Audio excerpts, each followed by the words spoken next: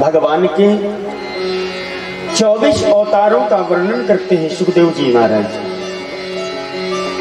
कल आपने कथा के माध्यम से सुना कि कर्दम ऋषि, कल कथा यहीं से छूटी थी।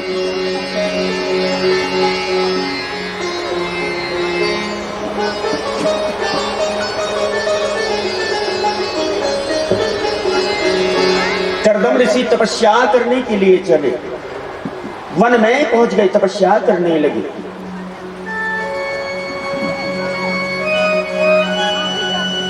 तपस्या करते करते कई हजार वर्ष बीत गए। फिर एक दिन मन में विचार आया कि आखिर ये गृहस्थ जीवन होता क्या है। आश्रमों में सबसे बड़ा आश्रम बतलाया है गृहस्थ आश्रम।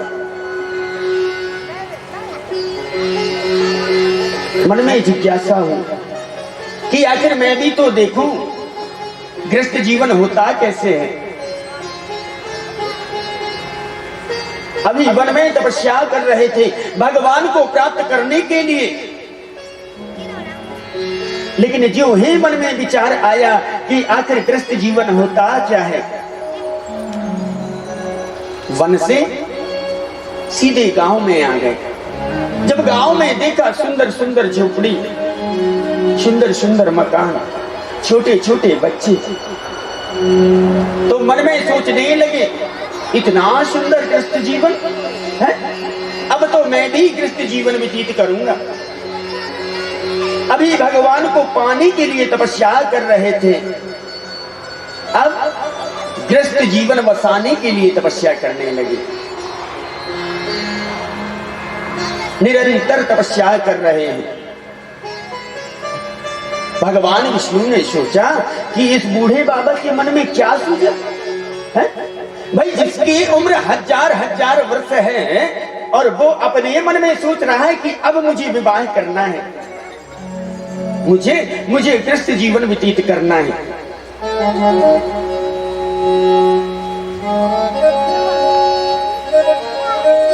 तपस्या करने लगे। भगवान विष्णु ने सोचा चलो, जब इनका मन है विवाह करने का, गृहस्थ जीवन व्यतीत करने का, तो भगवान विष्णु शंभु मनु के पास जाते हैं, मनु महाराज के पास जाते हैं और मनु महाराज से कहने लगे कि आपकी जो देवहूति नाम की कन्या है, आप कर्दम ऋषि से विवाह कर लें। आप अपनी पुत्री का विवाह कर्दम ऋषि से कर दें। मनु महाराज ने कहा, बोले भगवान मैं तो विवाह कर दूं, मुझे तो आपका प्रस्ताव मंजूर है, लेकिन मैं एक बार अपनी पुत्री से पूछ लूं, क्योंकि मेरी बेटी जो है वो राजघराने की है, राजकुमारी है और कर्दम ऋषि तपस्वी है।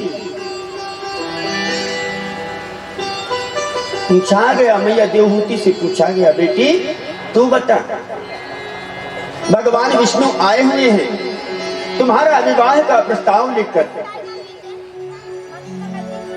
क्या तुम्हें मंजूर है।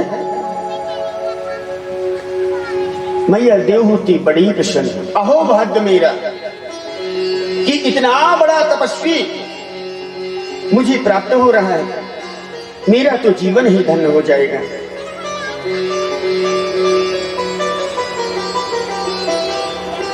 इधर भगवान विष्णु ने मनु महाराज के यहाँ विवाह कार्य फिक्स कर दिया। कर्दम ऋषि को इस बात की कोई पता नहीं कि मेरा विवाह कार्य फिक्स हो गया है, उनको कोई पता नहीं।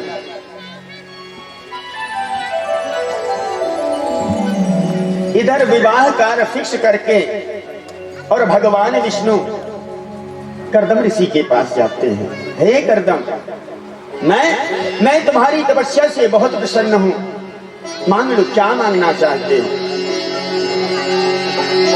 कर्दम ऋषि ने अपने नेत्रों को खोला तो भगवान विष्णु चतुर्भुज रूप में खड़े हुए। ज्यों ही करदम ऋषि ने देखा तो मन के अंदर का जो काम, क्रोध, लोभ, मोह, अहंकार था वो क्षण में निकल गया, एक पल में निकल गया। अब भगवान विष्णु कह रहे हैं करदम मांग लो, क्या मांगना चाहते थे? करदम ऋषि कहने लगे, बोले प्रभु मुझे कुछ नहीं मांगना है, बस आपके दर्शन हो गए, इतना ही बहुत है। भगवान विष्णु कहने लगे, अरे तुम तपस्या कर रहे थे कि मुझे विवाह करना है, अब विवाह क्यों नहीं करते? करदम ऋषि ने मना कर दिया, ना भगवान मैं विवाह नहीं करूंगा। भगवान विष्णु ने समझाया, क्या करते हो है? भाई मैंने तुम्हारा विवाह कार्य फिक्स करके आया हूं शंभु मनु के यहाँ, देवहूति के साथ तुम्हारा विवाह होगा। करदम ऋषि ने मना कर दिया, नहीं हमें विवाह नहीं करना है। अब भगवान विष्णु करदम ऋषि को मनाने लगे, नहीं नहीं तुम्हें विवाह करना होगा। तो कभी कभी भक्त भी भगवान को फंसा देते हैं, मनाने लगे तुम्हें विवाह करना होगा, यदि तुम विवाह नहीं करोगे तो मेरी बात गिर जाएगी, तुम्हें विवाह करना होगा। करदम ऋषि ने शर्त रखी, ठीक है भगवान आप कहते हो कि मैं विवाह कर लूं तो ठीक है, मैं विवाह करने के लिए तैयार हूं, लेकिन मेरी कुछ शर्तें हैं। क्या शर्तें हैं? बोले मेरी शर्त है कि मेरा केवल एक ही बेटा होना चाहिए, मेरा केवल एक ही बेटा होना चाहिए। और एक बेटा कौन? एक बेटा कौन होना चाहिए? बोले जो एक बेटा होगा वो तुम्ही को मेरा बेटा बन के आना पड़ेगा, तो मैं विवाह करने के लिए तैयार हूं, और नहीं तो मैं विवाह बिल्कुल भी नहीं करूंगा। दूसरी शर्त ये है कि एक बेटा होते ही मैं अपने घर परिवार का परित्याग करके और वनप्रस्थ को अपना लूंगा, वन में जाकर निवास करूंगा। यदि भगवान तुम्हें दोनों शर्त मंजूर हैं तो मैं विवाह करने के लिए तैयार हूं।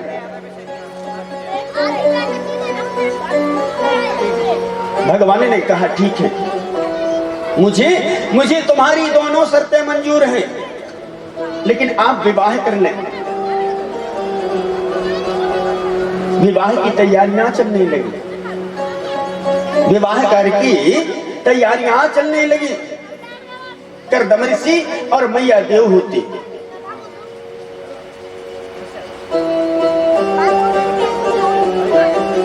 विवाह की तैयारियां चलने लगी। बारात आती है, बारात में कौन आ रहे हैं? बारात में जितने देवतागण हैं, संत महात्मा हैं, सब एकत्र होकर जा रहे हैं। विवाह कार्य संपन्न हुआ। विवाह कार्य जब संपन्न हुआ, मैया की विदाई हुई।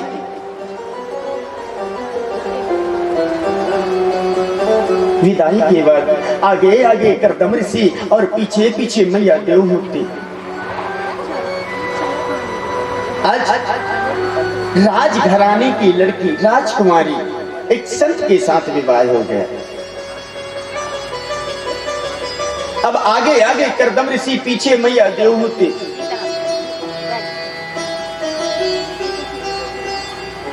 चलते जा रहे हैं, वन से होते हुए जा रहे हैं। मैया ने पूछा, बोले स्वामी तुम्हारा महल कितने दूर है?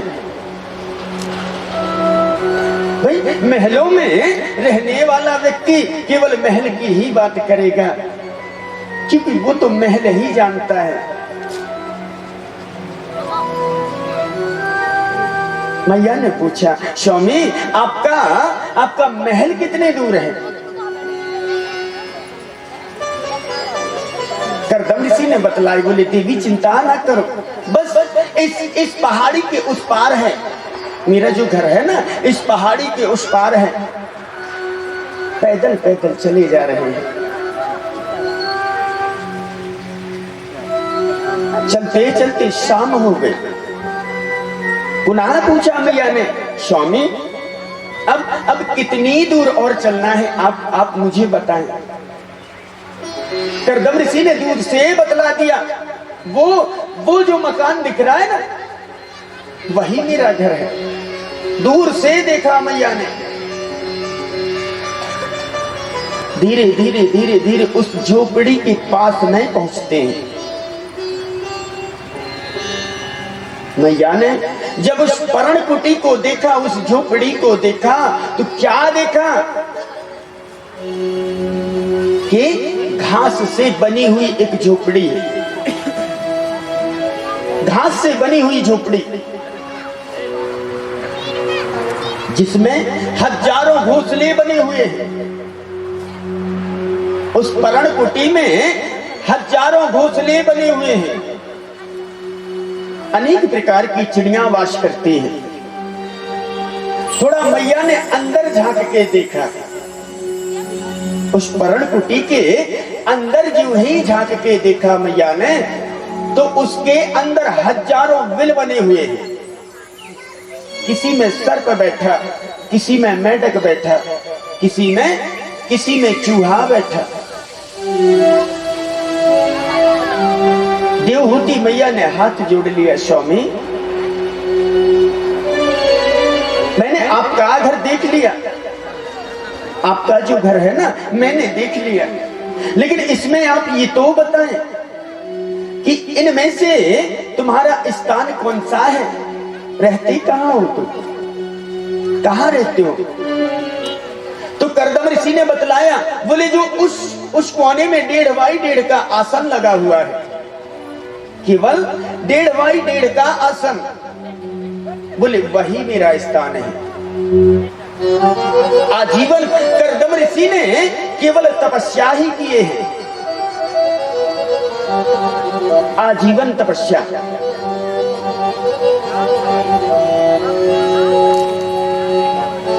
आज मैया ने सुना, मैया देवहूति ने जब सुना कि मेरे पति इतने बड़े तपस्वी हैं, आज मैया बड़ी प्रसन्न होती। अहो भाग्य मेरा सौभाग्य है कि ऐसा सुंदर पति मुझे प्राप्त हुआ है।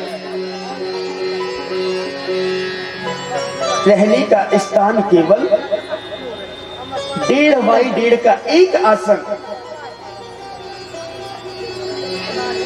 इसलिए तो संत सुखी रहते हैं। संत जो रहते हैं ना वे सुखी रहते हैं। क्यों? क्योंकि उनके मन में कामना नहीं होती, किसी चीज की कामना नहीं होती उनके मन में। हर समय भगवान का भजन। करदम ऋषि ने कहा, बोले भगवान शाम हो चली है, मैं संध्या वंदन कर लूं, तुम भगवान के भोग की तैयारी कर लो।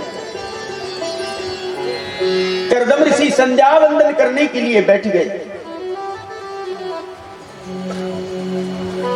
और जो ही संध्या वंदन करने के लिए बैठे ना, उनकी तो समाधि लग गई। समाधि लग गई। 1-2 दिन की नहीं, कई हजार वर्षों की समाधि लग गई। और जब कई हजार वर्षों के बाद उन्होंने अपने नेत्रों को खोला तो सामने क्या देखते हैं? सामने एक वृद्धा माता को देखते हैं, एक बूढ़ी माता को देखती हैं। करदम ऋषि ने पूछा, देवी तुम कौन हो? अपना परिचय दो। मैया देवहूति कहने लगी, हाथ जोड़ के कहने लगी, बोले स्वामी मैं तुम्हारी पत्नी हूं, मैं मैं तुम्हारी पत्नी हूं। करदमर्ची कहने लगी, अरे अरे मेरा विवाह कब हुआ, मेरा विवाह कब हो गया? तब मैया देवहूति ने बतलाया, बोले आप ध्यान करें, हमारा और तुम्हारा विवाह हुआ है। कई हजार वर्ष पहले हमारा और तुम्हारा विवाह हुआ है, और विवाह होके आए ही थे कि तुम्हारी समाधि लग गई।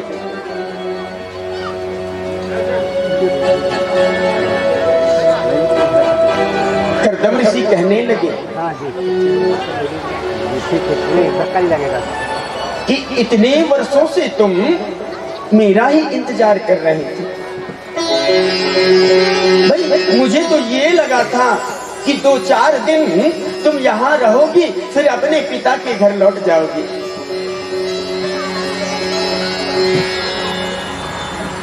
सुंदर उपदेश किया। नारद जी महाराज को जीव ही उस छोटे से बालक ने देखा, ध्रुव जी महाराज ने देखा, तो ध्रुव जी महाराज ने नारद जी महाराज को प्रणाम किया। व्यक्ति का जो व्यक्तित्व है ना, व्यक्ति का जो व्यक्तित्व है वही समझ में आ जाता है, किस घराने से है, कैसा है, इसकी परवरिश कैसी है। नारद जी महाराज बड़े प्रसन्न हो गए, इसके अंदर संस्कार तो अच्छे हैं। संत महात्माओं को देख के प्रणाम किया, मतलब इसके अंदर संस्कार तो है। पूछा है, बेटा इस निर्जन वन में क्यों घूम रहे हो, क्या कारण है? ध्रुव जी महाराज ने कह दिया, बोले हमें भगवान से मिलना है, आप भगवान का पता बतला दें। नारद जी महाराज ने समझाया, बोले भगवान ऐसे नहीं मिलते, भगवान ऐसे नहीं मिलते। कैसे मिलते हैं भगवान, कैसे मिलते हैं?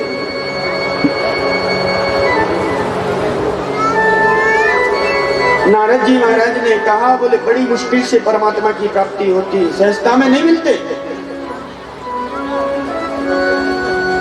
ध्रुव जी महाराज ने कह दिया, चाहे क्यों हो जाए, लेकिन हमें तो केवल भगवान से मिलना है,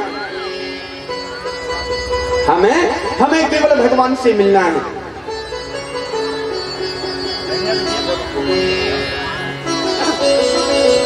नारद जी महाराज ध्रुव जी महाराज के गुरु बनते हैं, दीक्षा संस्कार किया।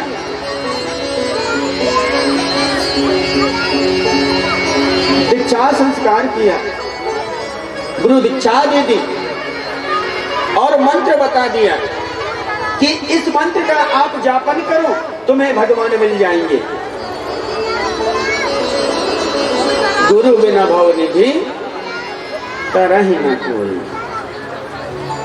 एक चीज और बताना भूल गया था मैं, कि चलती हुई कथा में यदि जो हल्ला करते हैं वो क्या बनते हैं, ये बताना तो मैं भूल ही गया था। अभी ध्यान आया जब बातें करते देखा तो, क्या बनते हैं दूसरे जन्म में।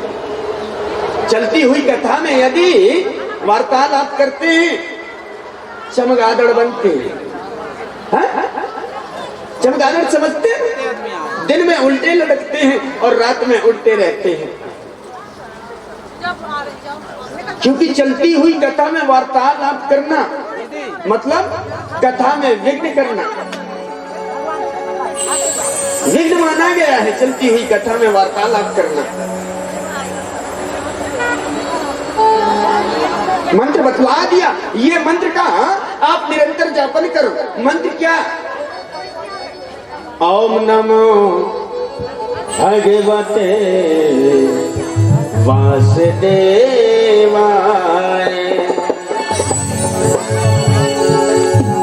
वासुदेवाय प्रभु वासुदेवाय।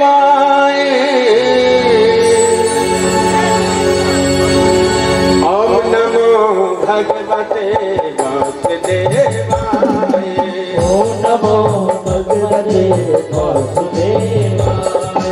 ओम नमो भगवते वासुदेवाय।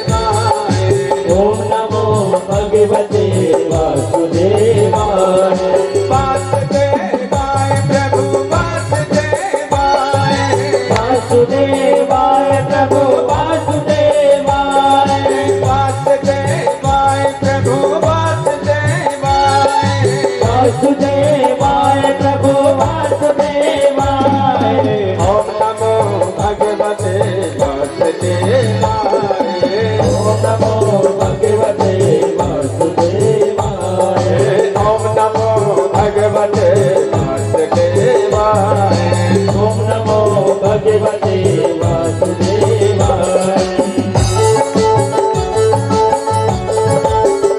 दोनों हाथों से मीठी मीठी ताली से बोलिए बाकी लहरी लाल की।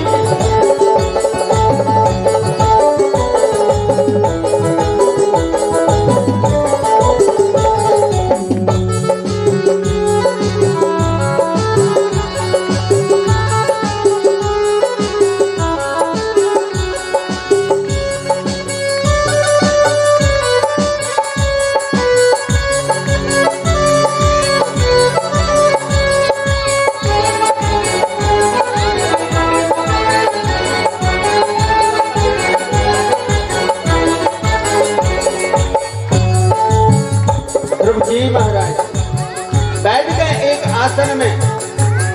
एक बार में कितने दिनों के लिए बैठे? एक बार आसन लगाकर जब बैठा ध्रुव जी महाराज 15 दिनों के लिए आसन लगाकर बैठ गए। 15 दिन के बाद उठते हैं, जलपान किया और फलों को खाया। उसके बाद फिर तुरंत बैठ गए। निरंतर जाप चल रहा है। 15 दिन, फिर 1 महीना, फिर 2 महीना, फिर 3 महीना, 4 महीना निरंतर जाप चल रहा है। जब 5वां महीना प्रारंभ हो गया, कितना? 5वां महीना, तो ध्रुव जी महाराज ने अपनी सांस को रोक लिया। सांस को रोक लिया और निरंतर भगवान का जाप कर रहा है। ओम नमो भगवते वासुदेवाय। ओम नमो भगवते वासुदेवाय। वासुदेवाय प्रभु वासुदेवाय। वासुदेवाय प्रभु वासुदेवाय। वासुदेवाय प्रभु वासुदेवाय।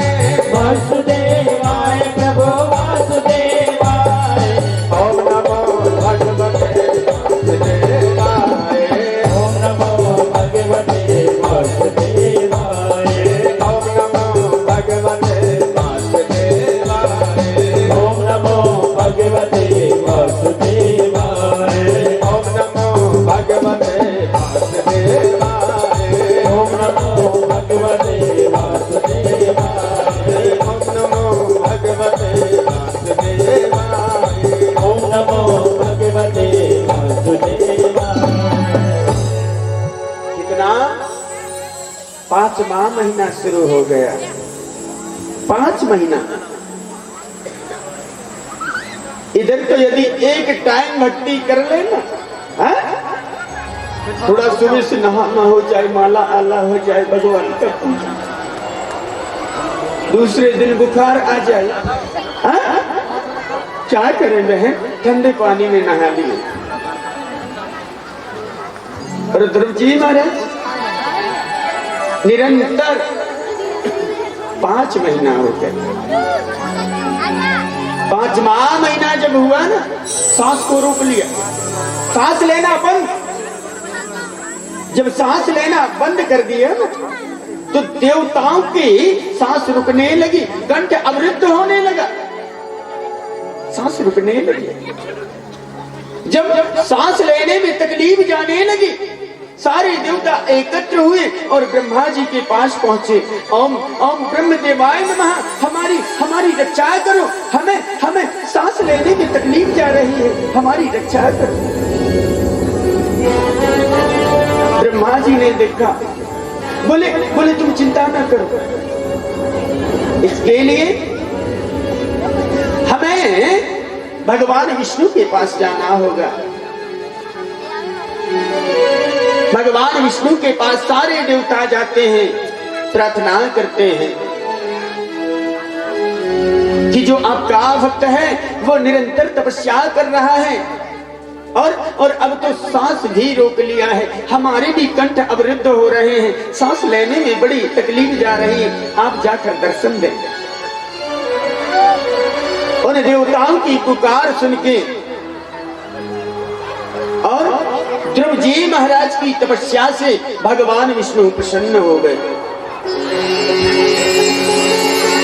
भगवान विष्णु प्रसन्न हो जाते हैं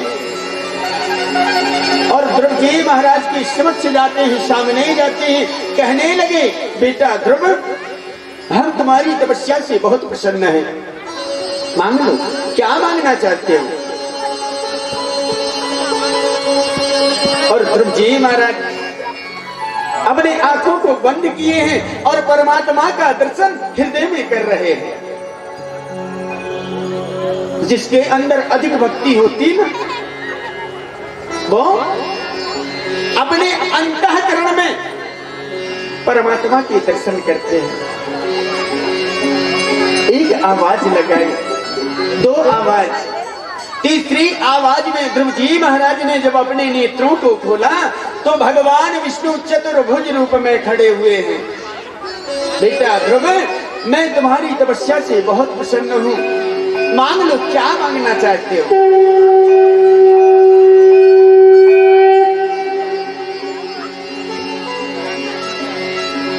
अब ध्रुव जी महाराज क्या बोले, छोटा सा बालक, मूकं करोति वाचालं पंगुं लंघिते गिरिं यत्कृपातमहं वन्दे परमानन्दमाधवम्।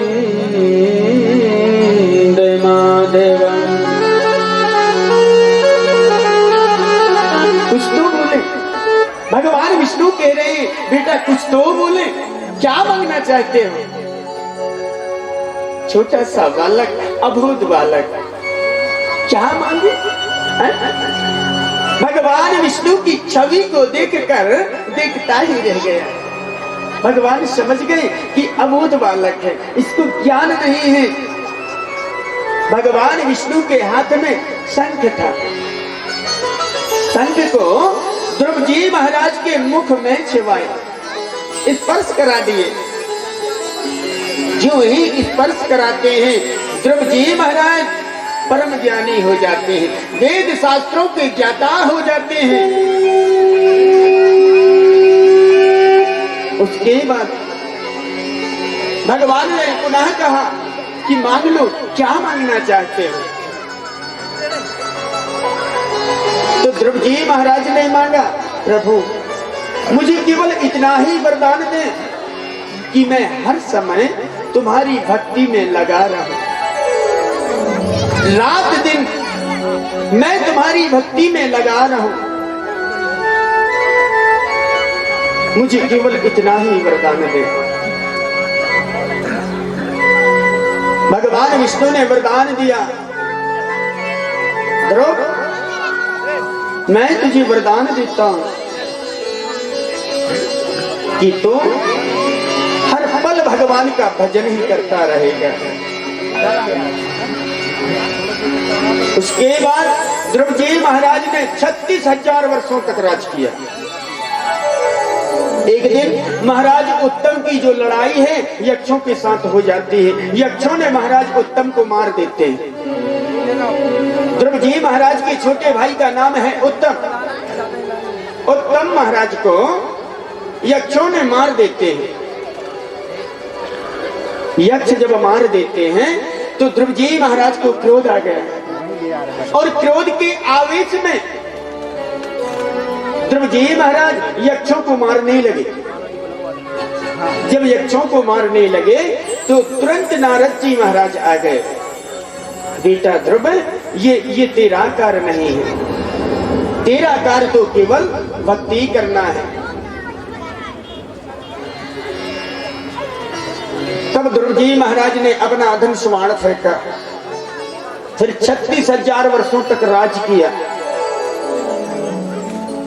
ध्रुव जी महाराज की मृत्यु निकट आती है, मृत्यु देवी आती है। ध्रुव जी महाराज के पास में मृत्यु देवी ने प्रणाम किया, महाराज अब तुम्हें चलना है। मृत्यु देवी ने अपने सर को झुका दिया और ध्रुव जी महाराज ने मृत्यु देवी के सर पे पैर रख के और विमान में बैठ गए। ऐसे परम भक्त ध्रुव जी महाराज रथ जाने लगा। रथ जो है ना, रथ जाने लगा बैकुंठ की तरफ। आधे रास्ते में ध्रुव जी महाराज ने रथ को रुकवा दिया, रुक जाओ, मुझे बैकुंठ नहीं जाना है। पार्षदों ने पूछा क्या बात है? बोले मैं अपनी माँ के बगैर बैकुंठ नहीं जाऊंगा। पार्षदों ने कहा जो आगे रथ जा रहा है ना, वो रथ किसी और का नहीं है, ये तुम्हारी माँ का ही रथ है। एक पुत्र गुणवान निकल जाने से 14 पीढ़ियां तर जाती हैं। ये कितनी? 14। 7 मां पक्ष की और 7 पिता पक्ष की है? ये 14 पीढ़ियां बैकुंठ पहुंच जाती हैं। और यदि एक बालक गड़बड़ निकल जाए तो भी 14 पीढ़ियां नरक में चली जाती हैं। ध्यान रखना, जो दिक्कतें जाती है ना, महाराज जी थोड़ा दिक्कत तो बताओ, ये हमारा ये कार्य नहीं हो रहा है।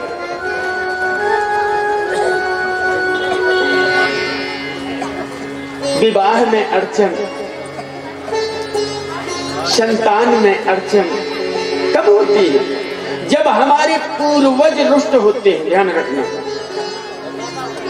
जब हमारे पूर्वजों को सुख शांति नहीं मिलती तब जाकर ये दिक्कतें बनती हैं। क्योंकि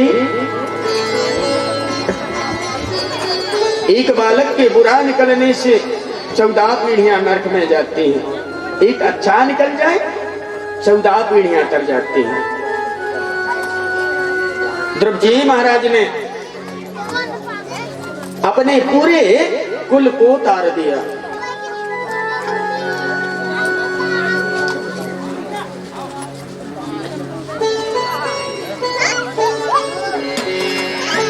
लाली मेरे लाल की जित देखो तितलाल, और लाली देखन में गई मैं भी हो गई लाल।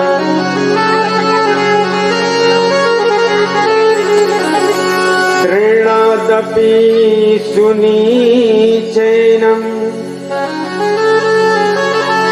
तारोर्यु सहेष्णानम,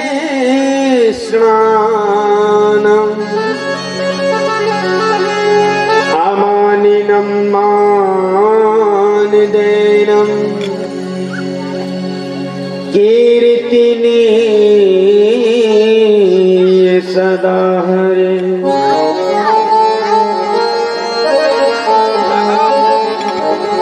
ध्रुव जी महाराज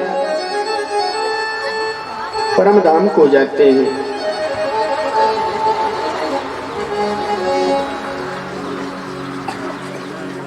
संसार में अधिक प्रेम किसी से नहीं करना चाहिए। ध्यान रखना इस बात को।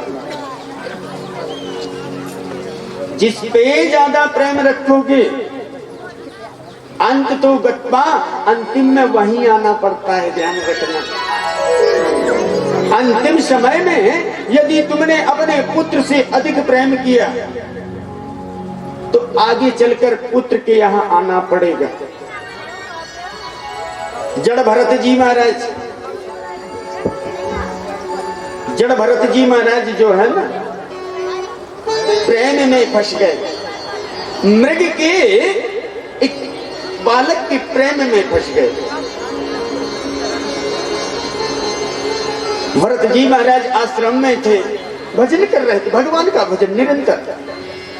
एक हिरणी गर्भावती थी, पीछे सिंह लगा हुआ था। हिरणी दौड़ रही थी और दौड़ते दौड़ते दौड़ते दौड़ते उसने एक बच्चे का प्रसव कर दिया, बच्चे को जन्म दे दिया। भरत जी महाराज ने दूर से देखा, कितना सुंदर बालक है, छोटा सा मृग, कितना सुंदर। उसका पालन पोषण किया बच्चे की जैसे रात दिन। भगवान के जब भजन करे ना तो वह मृग आ जाए और भरत जी महाराज के कंधे में अपना सर रख ले। भरत जी महाराज के हैं, मुझे पिता मानता है, मुझसे बहुत प्रेम करता है। एक दिन मृगों का झुंड वहीं से जाता है, जो मृग का बच्चा था वह उसी झुंड में चला गया। मृग का भाग गया, लेकिन भरत जी महाराज को बड़ी तकलीफ हुई, मेरा बालक चला गया, मेरा बच्चा चला गया। तड़पते तड़पते और प्राण निकल गए। दूसरे जन्म में मृग बनना पड़ा, दूसरे जन्म में मृग बनना पड़ा। जब मृग बन गए सब कुछ ध्यान था, इस योनि में किसी से प्रेम नहीं करना है, स्नेह नहीं करना है, किसी से लगाव नहीं रखना है। मृग बनने के बाद सारे मृग इधर उधर घूमते हैं, लेकिन भरत जी महाराज नहीं।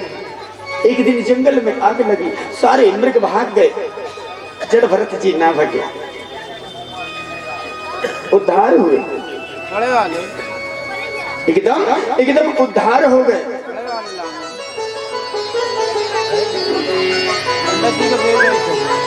इसके बाद जन्म हुआ इनका जड़ भरत। इस जन्म में एकदम जड़ है, किसी से कोई मतलब नहीं,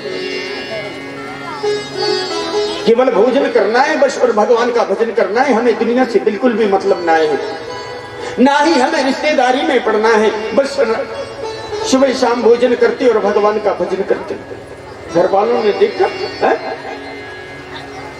केवल दोनों टाइम खाता है, काम नहीं करता, घर से निकल जा। जब कोई काम धाम नहीं करता फिरी फिरी कौन खिलाएगा? घर से निकल जा। निकल गए, घर से निकल गए, घर से निकल गए, जा रहे, किसी से कोई मतलब नहीं। राहुगणों की पालकी जा रही थी, कहार लगे हुए थे। एक कहार बीमार पड़ गया, राहुगणों ने देखा, बोले ये तगड़ा आदमी है, मजबूत आदमी है, इसको लगाओ, पालकी रखने में ये सहायता करेगा, इसको लगा दो, मजबूत आदमी है। क्या था, लगा दिए। अब जब जड़ भरत चले ना तो उछलते हुए चले, कहीं चींटी ना मर जाए, कहीं कोई हत्या ना हो जाए। अब जो पालकी है वो इधर से उधर हो गए, इधर से उधर हो गए। राहुगणों ने पालकी रुकवा दी, कौन है ये?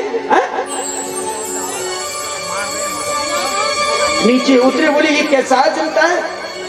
कहारों ने कहा, बोले महाराज हम तो ठीक ठाक चल रहे हैं, यही मोटे बाबा घूमते हुए चल रहे हैं, कभी इधर कदम कभी उधर कदम। पूछा उनसे, ऐसे क्यों चलते हो? बोले महाराज मैं पाप नहीं करना चाहता, मैं देख कर चलता हूँ कि कहीं कोई चींटी मेरे पैरों के नीचे आके ना मर जाए। सुंदर उपदेश किया, सुंदर सुंदर उपदेश किया वहां पर। आगे ही जाते हैं, उधर से आगे ही जाते हैं।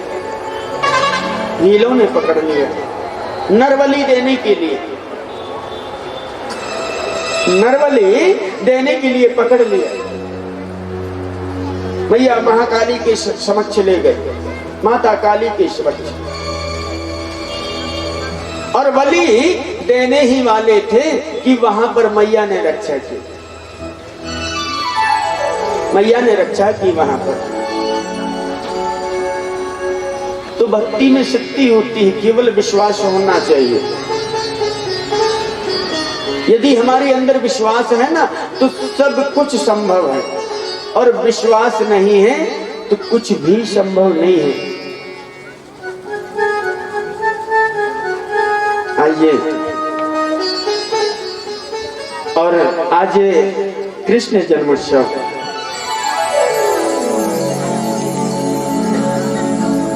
भक्ति में विश्वास होना चाहिए। प्रहलाद जी ने भी विश्वास किया।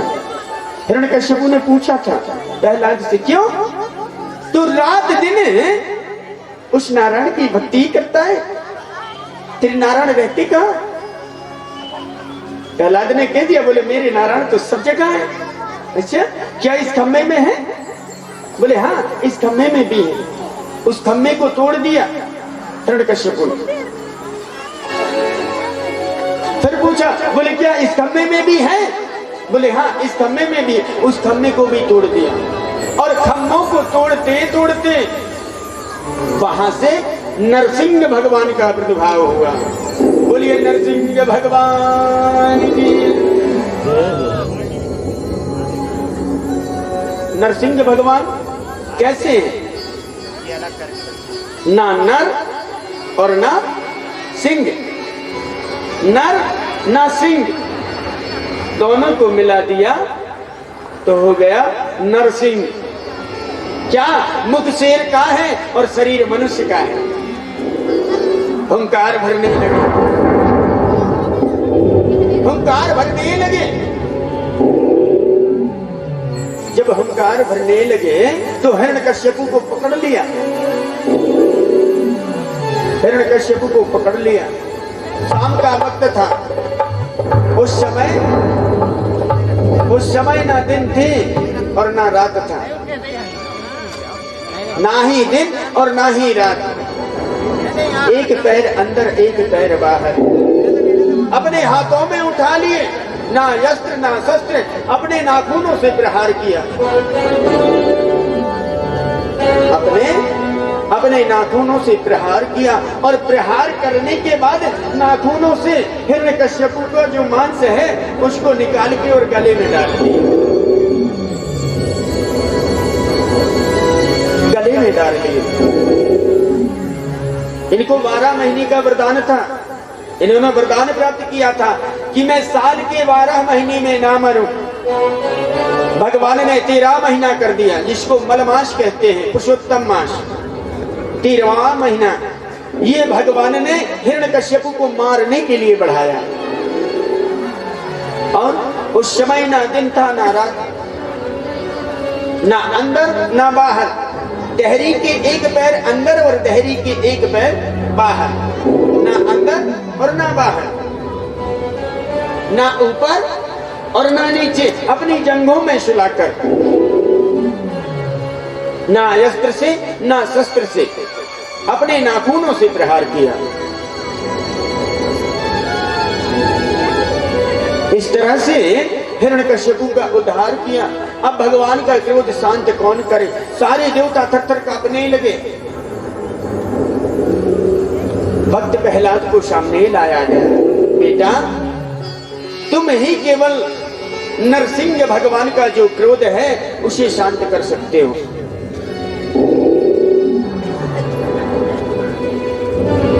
नरसिंह भगवान ने महाराज प्रहलाद को गोद में बिठा लिया और अपनी जिह्वा से चाटने लगे, प्रेम करने लगे। प्रहलाद जी ने कहा, प्रभु हमारे जो पिताजी हैं आजीवन उन्होंने पाप किया है, लेकिन आपसे निवेदन है, प्रार्थना है कि हमारे पिताजी नरक में नहीं जाना चाहिए। प्रहलाद जी कह रहे हैं भगवान से कि हमारे पिताजी नरक में नहीं जाना चाहिए। नरसिंह भगवान ने सर पे हाथ फेरते हुए कहा, बेटा मैंने तेरे पिता को हृदय से लगा के रखा हूं, ये देख। तेरे पिता को मैंने हृदय से लगा के रखा हूं, तुम बिल्कुल भी चिंता ना करो।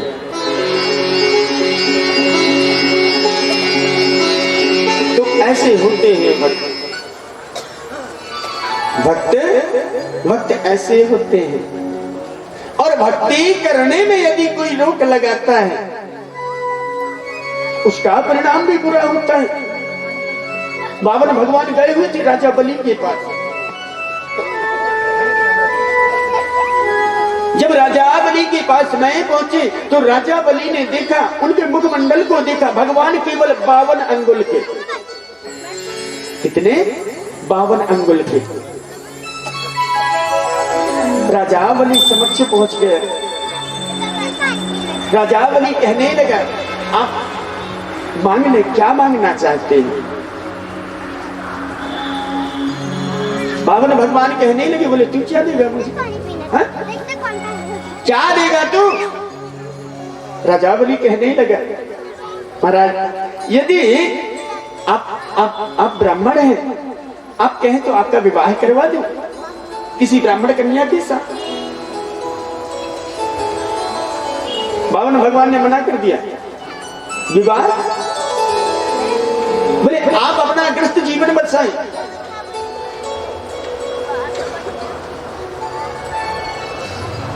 बावन भगवान ने कहा मेरा विवाह करवा दो। बोले हाँ हम तुम्हारा विवाह करवा देंगे।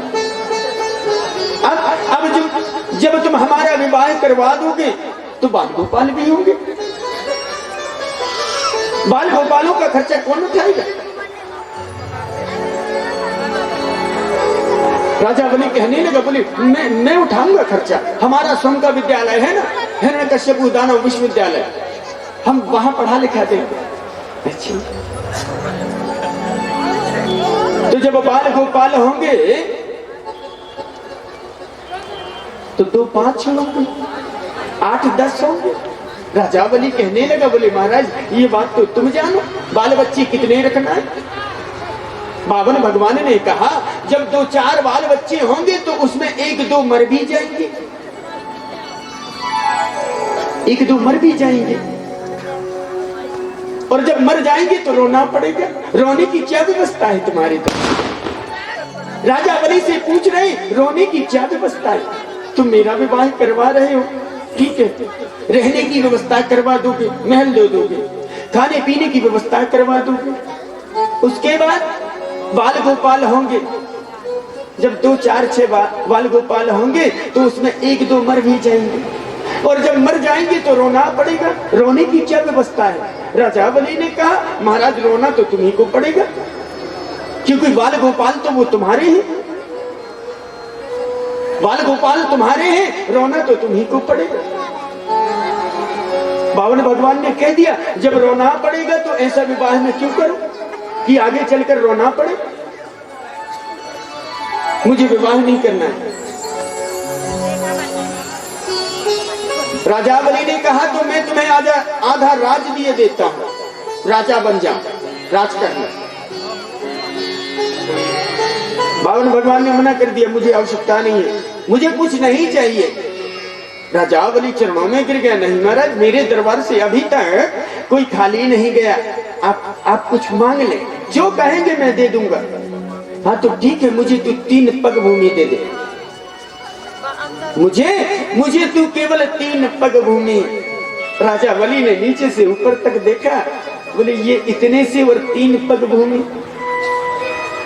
राजा बलि कहने लगे, बोले मुझे अच्छा नहीं लगता, 3 नहीं, आप 10 मांग ले, 100 मांग ले, एकड़ 2 एकड़ मांग ले, क्या 3 पग? भगवान ने कहा बोले नहीं, मुझे केवल 3 पग भूमि चाहिए। शुक्राचार्य जी महाराज समझ रहे थे, शुक्राचार्य जी महाराज घूर घूर के देख रहे थे कि ये बालक कोई साधारण बालक नहीं है। ये कोई साधारण बालक नहीं है। तो बावन भगवान ने कहा संकल्प कर, यदि तू 3 पग भूमि देने के लिए तैयार है तो संकल्प कर। राजावली तैयार हो गया, ठीक है मैं संकल्प करता हूं। अब जो संकल्प होता है, संकल्प में जल की धार लगाई जाती है। शुक्राचार्य जी महाराज ने बहुत रोका, दान ना करो, दान ना करो, लेकिन राजावली नहीं माने। तो राजावली मेढक बनके और लोटा में समा गए। अब पानी ही डाले, पानी ना निकले, लोटे से पानी ही ना गिरे। बावन भगवान ने एक सीख उठाई, कोसा की जो सीख होती है, और लोटे के छिद्र में डाल दिया। जब छिद्र में डाल दिया तो शुक्राचार्य महाराज की एक आंख फूट गई। एक आंख फूट गई तो भैया जो दान करे तो उसे दान करने देना है? जो दान करे ना उसे करने दो। शुक्राचार्य ने रोका, आंख फूट गई, तिल मिलाते हुए बाहर निकल गए। तू जान, तेरा काम जा, पूरा राज दे दे, पूरा साम्राज्य दे दे, सब कुछ दे दे, मुझे मतलब नहीं। तिल मिलाते हुए भाग गए। जब तिल मिलाते हुए भाग गए तो बावन भगवान ने अपना विराट रूप धारण किया। एक पग में एक लोक, दूसरे पग में दूसरा लोक, तीसरा पग में तीसरा लोक नाप लिए और थोड़ी जगह बच गई। जब थोड़ी जगह बच गई तो बावन भगवान कहने लगे, बोले मैं अपना पैर कहां रखूं, अपना पैर कहां रखूं मैं? राजावली घबराने लगा, बोले तू मेरा संकल्प पूरा कर और नहीं तुझे नरक में जाना पड़ेगा, ध्यान रखना। 3 पग की बात हुई है, अभी मेरा तीसरा पग पूरा नहीं हुआ है। घबराने लगा राजावली, बोले हमारा घर ले लो पूरा, बोले ये भी नप गया, बोले हमारे घर के अंदर की जो जायदाद है वो भी ले लो, बोले ये भी नप गया, कुछ बचा ही नहीं, तीसरा पग कहां रखो? राजावली, भक्ति में शक्ति होती है, भक्ति में ज्ञान भी होता है, सर को झुका दिया, बोले प्रभु अब मैं ही बचा हूं, आप अपना जो पैर है मेरे सिर पे रख दे। बावन भगवान प्रसन्न हुए, बोलिए बावन भगवान की। बावन भगवान ने कहा राजावली आज मांग ले, तू क्या मांगता है, क्या मांगना चाहता है? बोले भगवान मुझे इतना वरदान दे कि जब मैं अपने घर से निकलूं तो तुम्हारे दर्शन करूं, और मैं जब घर कहीं से लौटूं तो तुम्हारे दर्शन करूं। भगवान कहने लगे, बोले राजावली क्या तू मुझे पहरेदार बनाना चाहता है? अपना दरबार बनाना चाहता है? राजावली ने कहा, बोले भगवान अब आप जो कुछ समझे, बस मेरा इतना ही आग्रह है कि जब मैं घर से जाऊं तो तुम्हारे दर्शन होंगे, और जब मैं घर आऊं तो तुम्हारे दर्शन होंगे। भगवान पहरेदार बन गए राजावली के यहाँ, राजावली के यहाँ पहरेदार बन गए।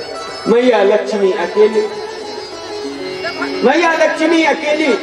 सावन का महीना आया, सावन का महीना आया, मैया लक्ष्मी एक स्त्री का भेष धारण किया, एक स्त्री का भेष धारण किया, और राजा बलि के महलों के सामने जाकर मैया रोने लगी जोर जोर से। रक्षाबंधन का दिन था, रक्षाबंधन का दिन था। दरबारों ने देखा, राजा बलि के पास पहुंचे, महाराज महाराज कोई स्त्री महल के सामने जोर जोर से रो रही है। राजा बलि ने कहा, बोले सम्मान से उसे अंदर ले आओ। अंदर लाया गया। राजा बलि ने पूछा, बोले क्या हो गया? बोले महाराज क्या बताएं, आज रक्षाबंधन है और सब राखी बांध रही है, हमारा कोई भैया नहीं है। और हमारा भी मन बहुत होता है कि हम किसी को राखी बांधें, लेकिन हमारा कोई भैया ही नहीं है। राजावली ने अपना हाथ बढ़ा दिया, तुम मुझे राखी बांध दो, मैं तुम्हारा भाई हूं। मैया लक्ष्मी ने राखी बांध दी और जब रक्षाबंधन हुआ, राखी बंधी, तो भाई का भी कुछ कर्तव्य होता है कि बहन को कुछ प्रदान करे।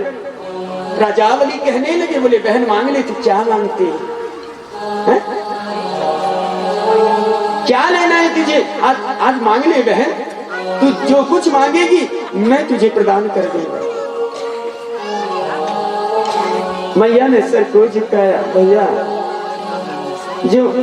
जो तुम्हारे कमरे के बाहर पहरेदार खड़ा है ना, हमारा विवाह उससे करवा दे। मैया लक्ष्मी ने कहा, भैया मेरा विवाह जो तुम्हारा पहरेदार है ना दरवाजे के बाहर, आप उनसे मेरा विवाह करवा दो, बस यही मेरी दक्षिणा होगी। राजावली समझ गया कि ये कोई साधारण स्त्री नहीं है, ये स्वयं मैया लक्ष्मी है, ये स्वयं मैया लक्ष्मी है। राजावली ने प्रदान किया, बोले जाओ वैकुंठ को चले जाओ, भगवान मैंने तुम्हें मेरी बहन को दिया। इस तरह से मैया लक्ष्मी ने भगवान विष्णु को लेकर आई थी, और नहीं भगवान विष्णु राजा बलि के यहाँ पहरेदारी ही करते रहते, क्योंकि भक्त के वश में होते हैं भगवान, भक्त के वश में होते हैं भगवान। सब कुछ दिनों आपने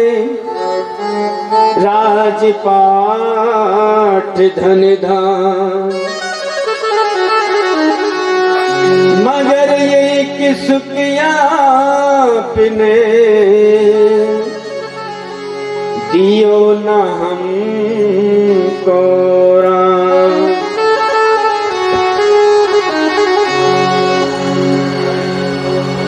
एक बार दशरथ जी महाराज अपने आप को आईने में देखा, उनके मन में बड़ी गिलानी हुई, बाल पक चुके थे, बूढ़े हो चुके थे। शीशे में अपने चेहरे को देखा, बड़ी गिलानी हुई।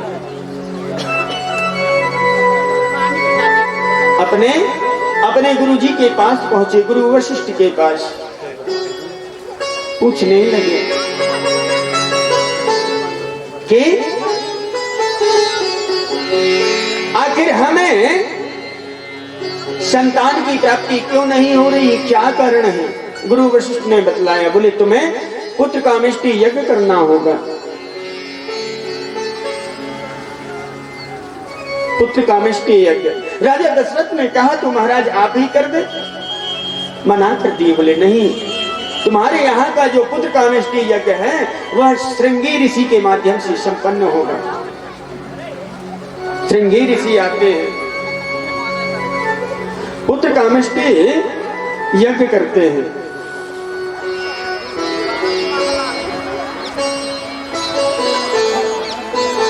पुत्र कामेष्टि यज्ञ से यज्ञ नारायण भगवान का प्रादुर्भाव हुआ। यज्ञ नारायण भगवान ने प्रसाद दिया महाराज दशरथ को कि आप ये जो प्रसाद है सभी रानियों में सामान्य रूप से वितरण कर दे। राजा दशरथ ऐसे ही करते हैं और धीरे धीरे समय आगे बढ़ता है। सूर्यवंश में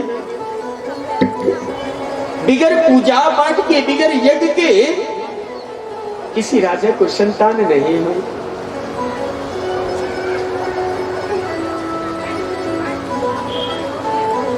एक बार महाराज दिलीप स्वर्ग जा रहे थे। महाराज दिलीप स्वर्ग जा रहे थे, रास्ते में मिल गई मैया कामधेनु। महाराज दिलीप ने कामधेनु मैया को प्रणाम नहीं किया, आगे बढ़ गए। कामधेनु मैया ने श्राप दे दी, जब तक तू मेरी संतान की सेवा नहीं करेगा तब तक तेरे यहाँ कोई बाल गोपाल नहीं होगा। महाराज दिलीप ने भी अपने गुरु से पूछा क्या कारण है, क्यों मेरे यहाँ संतान आदि नहीं है। उस समय भी वशिष्ठ जी ने बतलाया, बोले तुमसे अपराध हुआ है, तुमसे अपराध हुआ है, तुमने मैया कामधेनु को प्रणाम नहीं किया, जिस वजह से कामधेनु मैया ने तुम्हें श्राप दे दिए।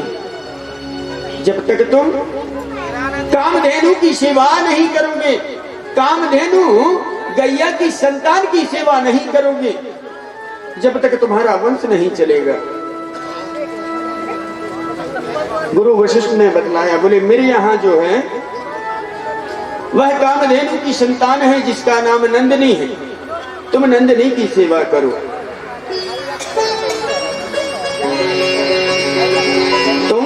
तुम नंदिनी की सेवा करो। महाराज दिलीप रात दिन सेवा करते मैया नंदिनी की। एक दिन भगवान ने परीक्षा लेना चाहा। महाराज दिलीप मैया नंदिनी को चराने के लिए जाते हैं। आज मैया नंदिनी महाराज दिलीप से आगे निकल गई। जब आगे निकल गई तो कुछ देर के बाद जोर जोर से रम्हानी की आवाज आई। महाराज दिलीप पहुंच गए, दौड़ के पहुंचे और अपना धनुष बाण खींच लिया। शेर ने मैया नंदिनी को दबा के बैठा था, खाने के लिए बैठा था, दोनों पंजे से दबाए हुए थे। महाराज दिलीप ने अपना धनुष बाण उठाया, मारना चाहा, लेकिन उनका जो हाथ है उसी धनुष बाण में चिपक गया, हाथ ही ना चले। शेर ने कहा, बोले मैं ऐसा वैसा शेर नहीं हूं, मुझे मारने का प्रयास नहीं करना। महाराज दिलीप ने कहा, बोले इस गाय को छोड़ दो, इसके बदले मैं तुम्हें 100 गाय दे सकता हूं। शेर ने कहा, बोले मैं इसको नहीं छोड़ूंगा। अंत तो गत्वा अंतिम में महाराज दिलीप ने कहा कि हे सिंहराज, आप उस गौ माता को छोड़ दें और मुझे खा लें। शेर ने कहा, बोले ऐसे हो सकता है। शेर ने गौ माता को छोड़ा और महाराज दिलीप ने अपने सर को झुका दिया कि आप मुझे खा जाएं। इतने में भगवान जो है प्रकट हो जाते हैं, कामधेनु मैया प्रकट हो जाती हैं।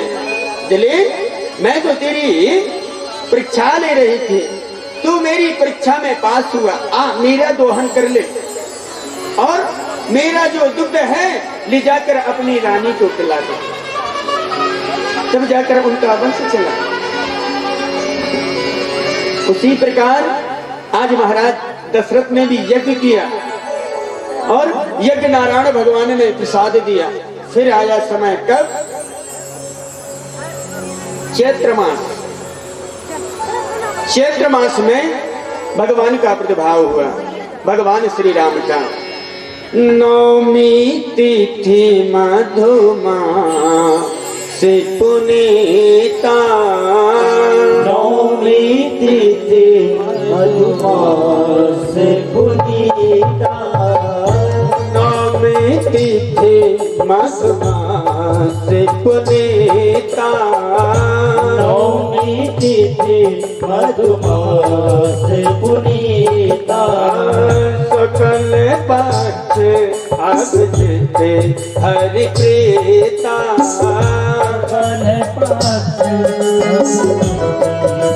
अभिजिते नौमी तिथि मधुमास पुनीता, नौमी तिथि मधुमास पुनीता, सकल पक्ष अब जीते हरि प्रीता सकल पक्ष अब जीत हरि प्रीता सकल पक्ष अब जीते हरि प्रीता सकल पक्ष अब जीत हरि प्रीता। तो भगवान का प्रभाव कब हुआ? नौमी तिथि चैत्र का महीना है? अभिजीत मुहूर्त में, अभिजीत मुहूर्त जो अभी 22 तारीख को गया ना, रामलला की प्राण प्रतिष्ठा हुई है ना, अभिजीत मुहूर्त में हुई है। इस कारण से 22 तारीख को हुआ है? कितने बजे? दिन के ठीक 12 बजे, 12 बजे भगवान का प्रादुर्भाव हुआ। और प्रादुर्भाव कैसे हुआ? चतुर्भुज रूप में। मैया कौशल्या से कहने लगे, बोले मां मैं तुम्हारा पुत्र हूं। मैया कौशल्या ने नीचे से ऊपर तक देखा, बोले बेटा पुत्र ऐसे नहीं होते। कैसे होते? बोले पुत्र जो होते हैं वो छोटे होते हैं, उनके 4 हाथ नहीं रहते, उनके 2 हाथ रहते हैं। भगवान ने 2 हाथ अलग कर दिए और छोटे हो गए। मैया ने कहा थोड़ा और छोटे, और छोटे, और छोटे। भगवान इतने से हो गए। बोले माँ अब ठीक है? बोले हाँ हाँ अब ठीक है। बोले अब क्या करूं? बोले अब तुम रोना शुरू कर दो। भगवान ने रोना प्रारंभ किया। माता पुनि बोली सौमति डोली तजहु तात यह माता पुनि बोली सोमति डोली तजहु तात यह रूपा।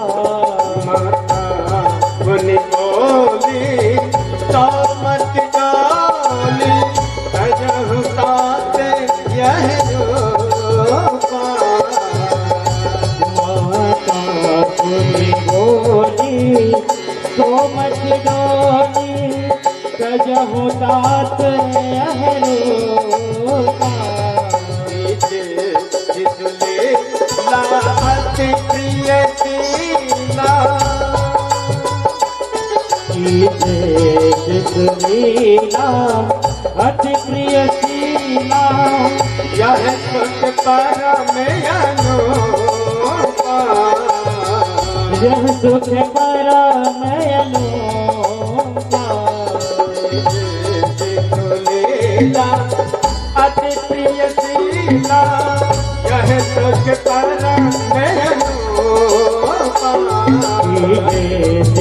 लीला अति प्रिय शीला यह सुख परम अनूपा। भजन सुजाता लोकन खाना होए बालक दुर्गोपा। भजन सुजाना रोदन ठाना होई बालक दुर्गोपा। हरि पद पावे ना पद हर को। यह चरित जगावहि हरि पद पावहि सेना परहि भव कूपा।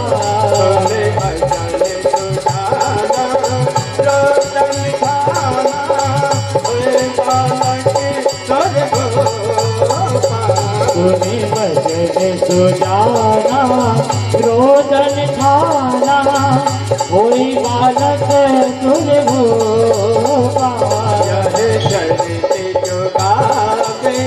हरि पद पावे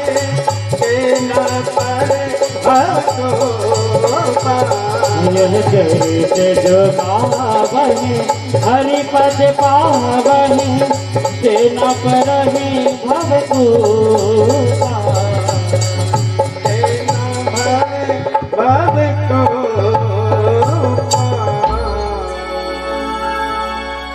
भगवान रुदन करने लगे। माता बोले, मैया कौशल्या कहती जाए, बोले बोले बोले अब रोना शुरू करो, रो। भगवान रोने लगे, बोले बोले इतने आराम से नहीं, थोड़ा तेज तेज और जोर से।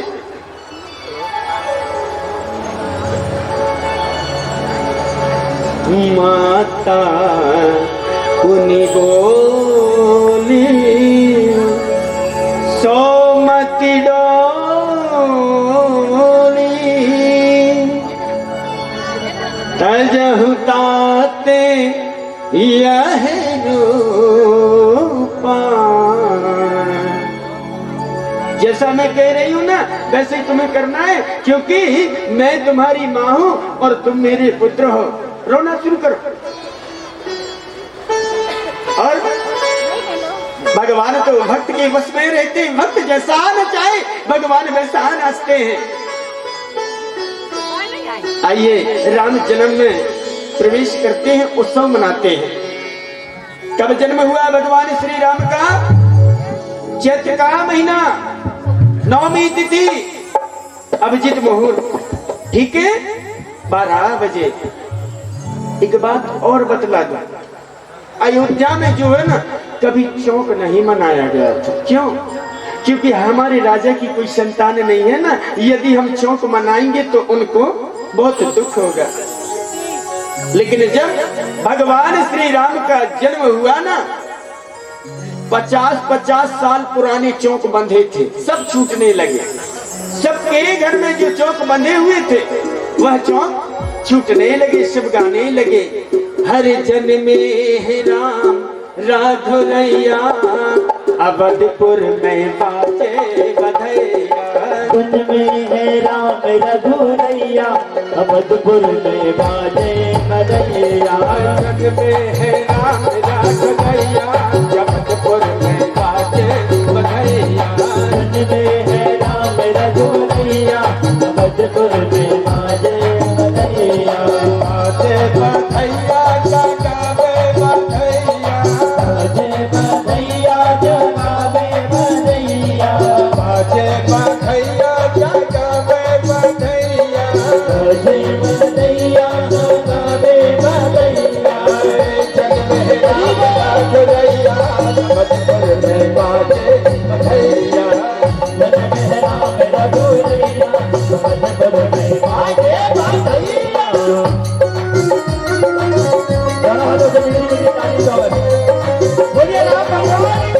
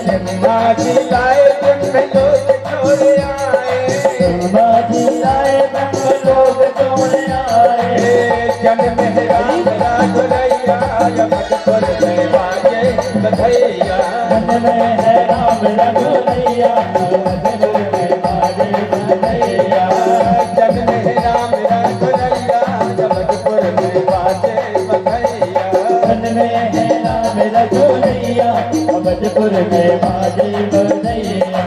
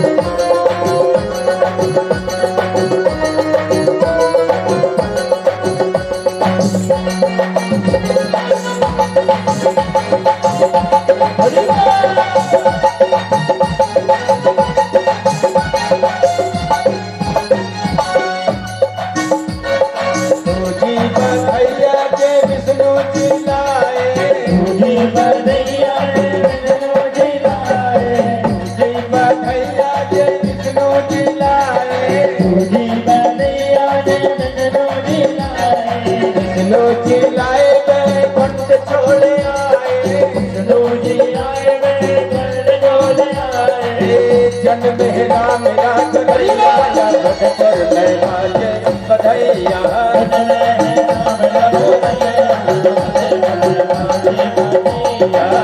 जन्म है राम राज भैया, जगत पर मैं बाजे बधैया।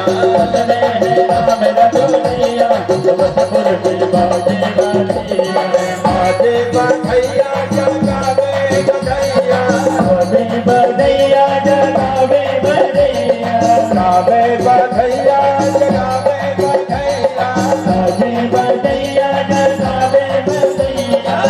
जन्म है राम राज भैया, जगत पर मैं बाजे बधैया।